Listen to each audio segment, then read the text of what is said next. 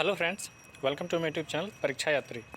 Friends, JSSC के द्वारा पंचायत सचिव वैकेंसी के रिगार्डिंग नोटिस जारी की गई है और पंचायत सचिव के जो एडिशनल शॉर्टलिस्टेड कैंडिडेट्स थे जिनका सीपीटी और टाइपिंग टेस्ट और शॉर्ट हैंड के लिए जो एग्ज़ाम होना था, ठीक है, उसके रिगार्डिंग जेएसएससी के द्वारा सारी इंस्ट्रक्शन जारी कर दी गई। कब आपका एग्ज़ाम होगा, किस टाइप से होगा और क्या क्या आपको करना है एग्ज़ाम में, ठीक है, सारा डिटेल्स जारी कर दिया गया। देख सकते हैं यहाँ पे।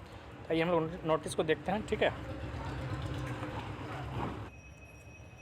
देख सकते हैं अभी जस्ट नोटिस जारी की गई, ठीक है, आज की डेट पे 24 फरवरी 2023 को आवश्यक सूचना।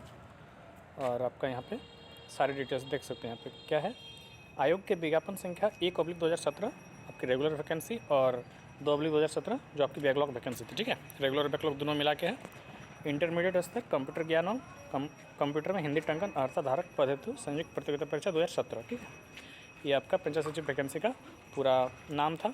के अंतर्गत पंचायत सचिव ग्रामीण विकास विभाग एवं निम्न वर्गीय लिपिक जिला समाहरणालय संवर्ग के अंतर्गत, ठीक है। डिस्ट्रिक्ट कलेक्ट्रेट के अंडर जो एलडीसी का पोस्ट था और ग्रामीण विकास विभाग के अंदर जो पंचायत सचिव का पोस्ट था उसके लिए के रिक्त पदों के विरुद्ध अभ्यर्थियों को उनके विकल्प एवं अर्हता के अनुसार, ठीक है, आपका जो प्रेफरेंस था और आपका जो एलिजिबिलिटी है उसके हिसाब से आपका अनुसार द्वितीय चरण की कौशल जाँच परीक्षण हेतु दिनांक 21 जनवरी 2023 को, ठीक है।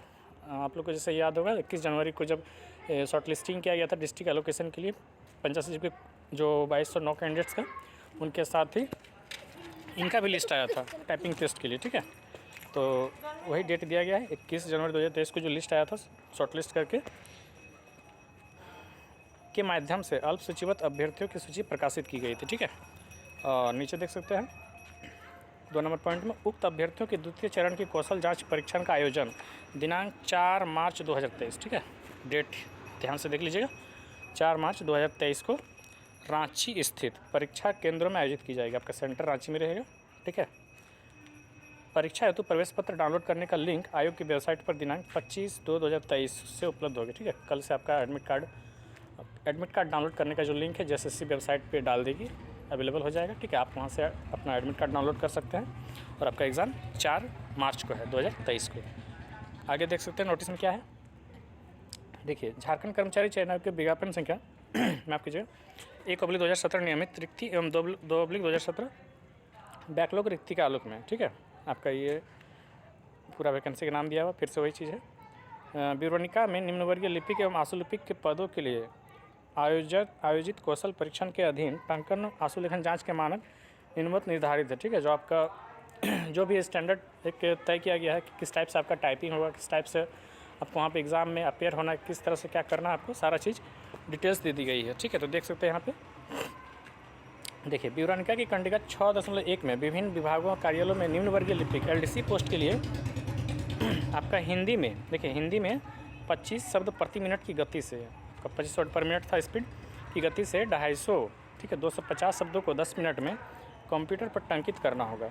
इसमें उत्तीर्णता प्राप्त करने के लिए 2% से अधिक गलतियां नहीं होनी चाहिए, अन्यथा वैसे उम्मीदवार आयोग के द्वारा अयोग्य करार दिए जाएंगे, ठीक है। आपका एक्यूरेसी 98% होना चाहिए और 2% से ज़्यादा आपका गलती नहीं होना चाहिए, ठीक है। और 25 वर्ड पर मिनट का आपकी स्पीड होनी चाहिए हिंदी टाइपिंग में, ठीक है। तो ये रही आपकी टाइपिंग टेस्ट के लिए इंस्ट्रक्शन। और इंस्ट्रक्शन देख सकते हैं, जो आपका मेन इंस्ट्रक्शन है टाइपिंग टेस्ट के लिए ये आपकी है, देख सकते हैं 1 नंबर में। अभ्यर्थी कीबोर्ड के फंक्शन की का प्रयोग नहीं कर सकते हैं। आपका फंक्शन की जो आप जानते हैं कि 1 से लेकर 12 तक होती है फंक्शन की, ठीक है, उसका प्रयोग आप नहीं कर सकते हैं। 2 नंबर पॉइंट है, अभ्यर्थी कीबोर्ड के टैब की का भी प्रयोग नहीं कर सकते हैं। टैब की जो होता है आपका, उसका भी आप यूज़ नहीं कर सकते हैं, मात्र स्पेस बार का प्रयोग कर सकते हैं। जो आपका स्पेस बार की होता है उसका आप यूज़ कर सकते हैं। नेक्स्ट पॉइंट में देखिए क्या दिया गया है 3 नंबर में, अभ्यर्थी ये जांच ले कि उनके कंप्यूटर सिस्टम पर कुर्तीदेव 1010 फॉन्ट अधिष्ठापित है या नहीं, ठीक है। आपका जो सिस्टम आपको मिलेगा जिसमें आपका टाइपिंग टेस्ट होगा, उसमें आप ये चेक कर लीजिएगा कि आपका जो फॉन्ट है टाइपिंग का वो आपका कुर्तीदेव 010 है कि नहीं है, इंस्टॉल उसमें है कि नहीं है, ठीक है। तो आपको चेक कर लेना है। उसके बाद कहा गया है 4 नंबर में, देखिए सबसे इंपॉर्टेंट पॉइंट आपका यही 4 नंबर है। देखिए आपको ये हो गया अल्प विराम, हिंदी में बोलते हैं, इंग्लिश में हम लोग कॉमा बोलते हैं, ठीक है। इसको हम लोग कॉमा बोलते हैं, कॉमा पूर्ण विराम, ये आपकी हो गई कॉमा, ये पूर्ण विराम, ये अनुस्वार, ये हलंत, ठीक है, हलंत। और विसर्ग और हाइफन, इसको हम लोग बोलते हैं एवं अतिरिक्त टंकित स्पेस। अतिरिक्त टंकित स्पेस, आप मतलब एक वर्ड दिया गया है उस पर आप एक्स्ट्रा स्पेस मार दिए और दो शब्दों के बीच छोड़े गए स्पेस आधे शब्द की गलती मानी जाएगी। ठीक है, आपका जो जो ये दिया गया है कॉमा, फुल स्टॉप, अनुस्वार, हलंत, विसर्ग, हाइफन, और एक वर्ड के बाद जो आपका एक स्पेस होता है उसके बाद भी अगर आप एक्स्ट्रा एक स्पेस मार दीजिएगा, ठीक है, तो और दो वर्ड के बीच में, ठीक है, दो वर्ड के बीच में छोड़े गए स्पेस, दो वर्ड के बीच में जो स्पेस छोड़ दीजिएगा उसको हम लोग उसको जेएसएससी, माफ़ कीजिएगा, उसको जेएसएससी हाफ एरर मानेंगे। ठीक है, और अन्य गलतियाँ पूरे शब्द की गलतियाँ होंगी और इसके अलावे जो भी गलतियाँ आपकी होंगी वो फुल एरर मानी जाएगी। और अगला पॉइंट में देख लीजिए क्या दिया गया है।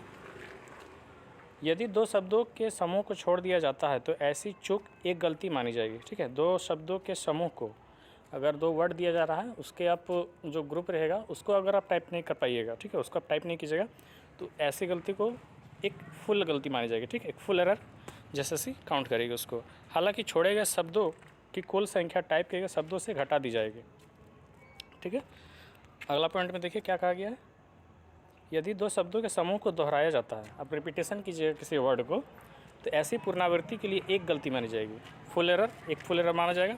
हालांकि दोहराए गए शब्दों की कुल संख्या टाइप किए गए शब्दों में नहीं गिना जाएगा। ठीक है, लेकिन आपका एरर आपका माना जाएगा फुल एरर। उसके बाद एडिट करने के लिए बैक स्पेस की का प्रयोग आप कर सकते हैं। आपका अगर एडिट करना है तो आप बैक स्पेस का यूज़ कर सकते हैं। ठीक है, ये वाली सुविधा आपके लिए बहुत अच्छी है। और उसके बाद देखिए 8वां नंबर पॉइंट में है, इंटर की का प्रयोग सिर्फ पैराग्राफ बदलने के लिए कर सकते हैं। जो आपका इंटर की रहेगा उसका यूज़ आप पैराग्राफ को चेंज करने के लिए कर सकते हैं। उसके बाद पैसेज को पुनर्टंकित करना वर्जित है। आप जो पैसेज आपका दिया रहेगा स्क्रीन पे, उस पैसेज को आप रिपीट नहीं कर सकते, रिपीट करके आप टाइप नहीं कर सकते हैं। एक ही बार आपको टाइप करना है। ठीक है, उसके बाद देखें यहाँ पे विवरणिका की कंडिका 6.2 पंचायत सचिव पंचायती राज विभाग पद के विरुद्ध आवेदकों के मुख्य परीक्षा के उपरांत लिए जाने वाले कौशल परीक्षण का पाठ्यक्रम निम्नवत होगा। ठीक है, वो तो आपका रहा टाइपिंग टेस्ट वाला, जो आपका टाइपिंग टेस्ट एलडीसी के लिए होगा। उसके बाद आपका जो पंचायत सचिव के लिए सीपीटी का एग्जाम होगा उसके लिए देखिए यहाँ पे इंस्ट्रक्शन दे दिया गया है। तो सीपीटी के लिए आपको क्या करना है, कंप्यूटर चालन परीक्षण में अभ्यर्थी MS word, MS excel, MS PowerPoint और ईमेल भेजने एवं प्राप्त करने के इत्यादि व्यावहारिक ज्ञान का परीक्षण किया जाएगा। ठीक है, ये सब आपका देखा जाएगा वहाँ पे। इसके अधीन टंकन तथा पावर पॉइंट प्रेजेंटेशन तैयार करने के लिए अनुच्छेद जो आपका पैराग्राफ रहेगा MS एक्सेल पर जांच के लिए औसत, प्रतिशत, ठीक है, आपका ये सब जो एक्सेल में आपका यूज़ करते हैं हम लोग, एवरेज, परसेंटेज, ठीक है, मल्टीप्लाई, ये सब ऐड, सब्सट्रैक्ट जो हम लोग यूज़ करते हैं सबका आपको वहाँ पे यूज़ करना है। ठीक है, संबंधित आंकड़े अभ्यर्थी को दिए जाएंगे, उसमें आपका एक डाटा दिया जाएगा, इसको आपको यूज़ करके उस डाटा को बनाना है। प्रश्न के अनुसार इनका उत्तर तैयार कर अभ्यर्थी द्वारा आवेदन पत्र में अपने रजिस्टर ईमेल से प्रश्न में दिए गए ईमेल पर भेजना होगा। जो आपका क्वेश्चन पेपर रहेगा उसमें एक ईमेल आईडी जेएसएससी का दिया रहेगा। ठीक है, और आपका जो रजिस्टर ईमेल आईडी है उस रजिस्टर ईमेल आईडी से जेएसएससी के ईमेल आईडी पर आपको ये सारा प्रेजेंटेशन तैयार करने के बाद फाइल अटैच करके आपको सेंड करना है। ठीक है, इसमें प्रत्येक खंड के लिए अधिकतम 25 अंक, कुल 100 अंक निर्धारित रहेंगे। आपका 4 सेक्शन रहेगा, एक आपका MS वर्ड का रहेगा, एक MS एक्सेल का रहेगा, एक पावर पॉइंट रहेगा और एक ईमेल भेजने के लिए और रिसीव करने के लिए। सबका 25-25 मार्क्स डिस्ट्रीब्यूट कर दिया गया। 100 मार्क्स का ये आपका एग्ज़ाम रहेगा। ठीक है, ये आपका पंचायत सचिव के लिए। उसके बाद देख लीजिए यहाँ पे कंप्यूटर योग्यता एवं चालन परीक्षा में उत्तीर्णता प्राप्त करने के लिए अभ्यर्थी को 40% अंक, 40% आपको लाना है। ठीक है, 100 में आपको 40 मार्क्स लाना ही लाना है। ठीक है, अन्यथा आप डिस्क्वालीफाई हो जाइएगा। ठीक है, कंप्यूटर योग्यता एवं चालन परीक्षण में मेल के अटैचमेंट के रूप में वर्ड, एक्सेल, पावर पॉइंट के अपने उत्तर सामग्री को अभ्यर्थी द्वारा अपलोड किया जाना है। मेल भेजने के लिए सिर्फ एक ही अवसर अनुमान्य होगा जिसका उपयोग अभ्यर्थी कर सकते हैं। आपको जब आप फाइल तीनों बना लीजिएगा, वर्ड, एक्सेल और पावर पॉइंट तीनों को फाइल बना के आप जब अटैच कीजिएगा तो अटैच करने के बाद फिर आपको रजिस्टर ईमेल आईडी, आपका जो रजिस्टर ईमेल आईडी और जेएसएससी के ईमेल आईडी पे आपको सेंड करना, और ईमेल आपको एक ही बार सेंड करना, आप दोबारा ईमेल सेंड नहीं कर सकते हैं। ठीक है, एक बार ही आपको काउंट किया जाएगा उस ईमेल को। अगर आप दूसरा फाइल अटैच करके भेज दीजिएगा तो फिर आप डिस्क्वालीफाई हो जाइएगा। तो अपना ध्यान दे लीजिएगा। ठीक है, कि आपका बनाया हुआ फाइल है और अटैच सही से हो गया, मेल सही से हो जाए। ठीक है, ये आपको ध्यान में रखना वहाँ पे। मेल भेजने के लिए सिर्फ एक ही हो गया ये आपका। ठीक है, ये लाइन हो गया कि आपका एक ही चांस दिया जाएगा। अतः अभ्यर्थियों को निर्देशित है कि मेल भेजने के पूर्व अपने अटैचमेंट को पूर्ण रूप से जांच कर ले एवं आश्वस्त होने के बाद ही विहित समयावधि में इसे अपलोड करें। आपका जो टाइम रहेगा टेस्ट का वो 30 मिनट्स का रहेगा। 30 मिनट्स में ही आपको सारा ये काम करना है, मेल भी भेजना है, प्रेजेंटेशन भी बनाना है, सब कुछ करना है, ठीक है। ये हो गया। उसके बाद जो हम लोग का CPT होगा, आपका टाइपिंग टेस्ट का सारा दे दिया गया ऊपर में। और CPT के लिए देखें यहाँ पे कुछ कुछ इंस्ट्रक्शन दिया गया, देख सकते हैं यहाँ पे 1 नंबर में समय समय पर वर्ड, एक्सेल, पावर पॉइंट में सेव ऑप्शन, ठीक है,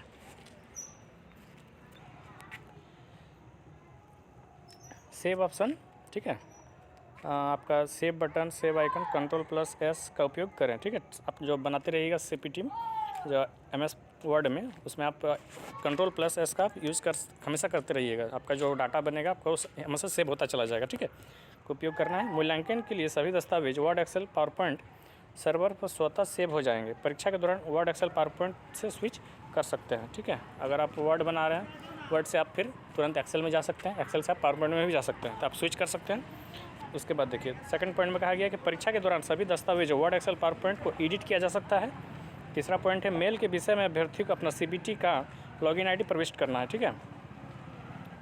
मेल का जो आपका आप मेल कीजिएगा उसमें आप जो सब्जेक्ट लिखा रहता है, उस सब्जेक्ट में आपको क्या लिखना है, तो CBT का जो आपका लॉगिन ID दिया रहेगा उस लॉगिन ID को आपको वहाँ पे फिल करना है, ठीक है। उसके बाद मेल के विषय में अभ्यर्थियों को अपना नाम, अनुक्रमांक एवं परीक्षा की तिथि की प्रविष्टि करनी है, ठीक है। मेल का जो वहाँ पे सब्जेक्ट, वहाँ आपका नाम भी लिखना है, ठीक है, रोल नंबर भी लिखना है और आपका एग्ज़ाम, डेट ऑफ एग्जामिनेशन भी लिखना है, ठीक है। उसके बाद अगला पॉइंट में देख लीजिए, मेल के अटैचमेंट में वर्ड, एक्सेल, पावर पॉइंट को अपलोड करना है जो अभ्यर्थी के लॉगिन ID के नाम पर सेव होगा। अपलोड करने से पहले इसकी जांच कर लीजिएगा, ठीक है। सारा प्रेजेंटेशन आप बना लीजिएगा, उसके बाद जो आपका अटैचमेंट रहेगा वो अटैच कर लीजिएगा। सब्जेक्ट में आपका मेल, आपका रोल नंबर, नाम, डेट ऑफ एग्जामिनेशन, ठीक है, आपका लॉगिन ID जो भी रहेगा उसको फिल कर देना है सब्जेक्ट में। और जिसको भेजना है तो JSSC का जो email ID है वो दिया रहेगा, उसको लिख लेना है वहाँ पे और आपको सेंड कर देना है, ठीक है, अच्छे से चेक करके। उसके बाद देख लीजिए यहाँ पे विवरणिका के कंडिका 6.2 आशु लिपिक, ठीक है, खाद्य सार्वजनिक वितरण एवं उपभोक्ता मामले विभाग के अंतर्गत जिला उपभोक्ता विवाद निवारण फोरम का आशु लिपिक संवर्ग, आपका ये शॉर्ट हैंड वाला जो था, ठीक है, आशु लिपिक वाला पोस्ट था, उसके भी रिगार्डिंग भी दिया गया है नोटिस। यहाँ पे देख सकते हैं खाद्य सार्वजनिक वितरण एवं उपभोक्ता मामले विभाग अंतर्गत जिला उपभोक्ता विवाद निवारण फोरम के आशु लिपिक के पद के विरुद्ध आवेदकों के मुख्य परीक्षा के उपरांत लिए जाने वाले कौशल परीक्षण का पाठ्यक्रम निम्न हो। इनका भी जो सिलेबस क्या रहेगा, किस टाइप से रहेगा, ये आपका दिया गया, देख सकते हैं यहाँ पे। आपका रहेगा हिंदी, रहेगा हिंदी टाइपिंग 30 वर्ड पर मिनट रहेगा, और हिंदी आशु लेखन 80 वर्ड पर मिनट, और इंग्लिश टाइपिंग 40 वर्ड पर मिनट, और इंग्लिश आशु लेखन, इंग्लिश जो शॉर्ट हैंड रहेगा वो 100 वर्ड पर मिनट रहेगा, ठीक है। कौशल परीक्षण में उत्तीर्णता के लिए अनारक्षित आपका OBC 1, OBC 2 के अभ्यर्थियों को हिंदी टंकन में 30 वर्ड पर मिनट तथा हिंदी आशुलेखन में 80 वर्ड पर मिनट, एवं SC ST के अभ्यर्थियों को हिंदी टंकन में 25 वर्ड पर मिनट तथा आशुलेखन में 80 वर्ड पर मिनट की गति होना अनिवार्य है। ये आपका स्पीड लिमिट दे दिया गया है, ठीक है, ये सबका ही चाहिए, ठीक है, इसमें कोई दिक्कत नहीं है। आपका मेन यहाँ पे इंस्ट्रक्शन जो है ये इसको देख लीजिए आप। स्टेनोग्राफर के पद के लिए विकल्प देने वाले अभ्यर्थियों को स्टेनोग्राफी टेस्ट, ठीक है, जिसको लिथोग्राफी टेस्ट भी हम लोग बोलते हैं, और हिंदी टंकन परीक्षा दोनों में उपस्थित होना होगा, ठीक है। दोनों ही टेस्ट में आपको जो स्टेनोग्राफर पोस्ट के लिए अप्लाई, जिनका शॉर्टलिस्ट हुआ है नाम, उनको दोनों ही टेस्ट देना है, ठीक है। उसके बाद सेकंड पॉइंट में देख लीजिए यहाँ पे हिंदी तथा अंग्रेजी आशु टंकन जाँच तथा हिंदी टंकन जाँच एक ही दिन में आयोजित होता है, आपको दोनों टेस्ट आपका एक ही दिन में हो जाएगा। तीसरा पॉइंट में हिंदी आशु टंकित अनुच्छेद को टंकित करने के लिए 10 मिनट का समय दिया जाएगा, ठीक है, 25 वर्ड पर मिनट के हिसाब से आपको 10 मिनट में 250 वर्ड टाइप करना है। उसके बाद चौथा पॉइंट में देख लीजिए अंग्रेजी आशु टंकित अनुच्छेद को टंकित करने के लिए भी 10 मिनट का समय दिया जाएगा। सारा चीज़ दोनों के लिए, हिंदी इंग्लिश दोनों के लिए 10 मिनट का आपका समय डिस्ट्रीब्यूट कर दिया गया है। उसके बाद देखिए यहाँ पे उक्त शर्तों के आलोक में आयोजित होने वाले टंकन जाँच के प्रश्न पत्र में 300 शब्दों का एक अनुच्छेद रहेगा, ठीक है, एक पैराग्राफ 300 वर्ड का दिया रहेगा। उक्त अनुच्छेद को 2 कंडिकाओं में विभक्त होगा, प्रथम कंडिका में 250 तथा द्वितीय कंडिका में 50 वर्ड होंगे, ठीक है। आशुलिपिक पद हेतु अल्पसूचीबद्ध अभ्यर्थियों को 300 वर्ड के पूर्ण दोनों अनुच्छेद, ठीक है, जो आपका स्टेनोग्राफर टेस्ट देंगे उनके लिए दोनों जो पैराग्राफ रहेगा उसको फिल करना, मतलब टाइप करना है, माफ़ कीजिएगा, टाइप करना है, मतलब कि 300 वर्ड, और जो टाइपिंग टेस्ट देंगे उनके लिए सिर्फ जो ऊपर वाला पैराग्राफ रहेगा उसको ही टाइप करना है 250 वर्ड का, ठीक है। और जिसके लिए टाइम आपका रहेगा 10 मिनट का। उसके बाद देख लीजिए यहाँ पे, निम्न वर्गीय लिपिक तथा आशुलिपिक दोनों पदों हेतु अल्पसूचिबद्ध अभ्यर्थियों के 300 शब्द के पूर्ण अनुच्छेद को टंकित करना होगा, जबकि टंकन योग्यता की जांच प्रथम कंडिका के टंकन के आधार पर निम्न वर्गीय लिपिक तथा दोनों कंडिकाओं के आधार पर आशुलिपिक पद के लिए होगा। वही चीज़ यहाँ पे भी दिया गया है कि आपका जो पहला पैराग्राफ रहेगा ये वाला, इसके लिए LDC के लिए इसको टाइप करना है 250 वर्ड। और अगर आप स्टेनोग्राफर के लिए अप्लाई शॉर्टलिस्ट हुए हैं, आप स्टेनोग्राफर का एग्ज़ाम जब दीजिएगा तो आपको दोनों ही पैराग्राफ, ये वाला भी आपको टाइप करना है, ठीक है, टोटल 300 वर्ड वाला, ठीक है। उसके बाद यहाँ पे देख लीजिए और भी दिया गया है पॉइंट्स। निम्न वर्गीय लिपिक हेतु अल्पसूचिबद्ध अभ्यर्थी यदि उपयुक्त 10 मिनट की समयावधि में दोनों कंडिकाओं टंकित कर देते हैं तो उनके टंकन गति की जाँच प्रथम कंडिका के टंकन के आधार पर होगा, ठीक है। अगर कोई भी LDC का कैंडिडेट अगर दोनों पैराग्राफ को टाइप कर देता है 10 मिनट में, ठीक है, तो मान लीजिए 300 वर्ड टाइप कर दिया, तो उसका जो प्रोफिशिएंसी जांच होगा, उसका भी जो LDC का जो आपका देखा जाएगा कि टाइपिंग आप किस तरह से किए हैं, कितना एक्यूरेसी के साथ किए, पास किए कि नहीं, वो आपका पहला वाला पैराग्राफ के आधार पर ही आपका टेस्ट किया जाएगा, ठीक है। आपका सेकंड पैराग्राफ देखा ही नहीं जाएगा। उसके बाद देख लीजिए, हिंदी एवं अंग्रेजी वैकल्पिक आलसू लेखन में क्रमशः 240 एवं 300 शब्दों का श्रुति लेखन 3-3 मिनट का होगा तथा इनके टंकन के लिए 10 मिनट का समय दिया जाएगा। यदि कोई अभ्यर्थी हिंदी आंसू लेखन में ही सम्मिलित होते हैं तो इसके आंसू लेखन तथा टंकन के लिए क्रमशः 3 एवं 10 मिनट का समय रहेगा, ठीक है। 3 मिनट में आपको वहाँ पे एक ये आपको पेन और पेपर दिया जाएगा, ठीक है, डायरी दिया जाएगा, और वहाँ पे एक स्पीकर लगा रहेगा आपका, ठीक है। स्पीकर में आपका जो पैराग्राफ आपको टाइप करना है वो पैराग्राफ आपको बोला जाएगा स्पीकर में, और जो शॉर्ट हैंड की जो रूल्स हैं उस हिसाब से आपको उस डायरी में आपको लिखना है, ठीक है।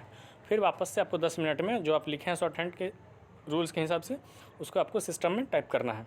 इस तरह से किया जाएगा वहाँ पे। उसके बाद देखिए,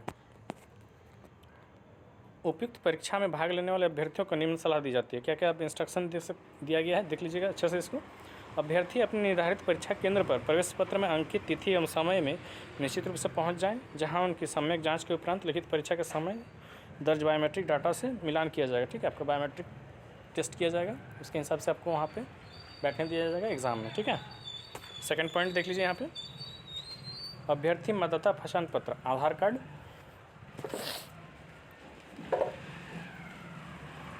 आधार कार्ड हो गया, आपका ड्राइविंग लाइसेंस हो गया, पासपोर्ट में से कोई एक फोटोयुक्त पहचान पत्र अपने साथ रखें तथा परीक्षा के समय मांगे जाने पर उसे प्रस्तुत करें, ठीक है। उस टाइम आप उसको जो आपका इन्विजिलेटर रहेंगे जो एग्ज़ाम हॉल में उनको आपको देना पड़ेगा, ठीक है। तो आप कोई भी एक ID ले लीजिएगा फ़ोटो के साथ, ठीक है। उसके बाद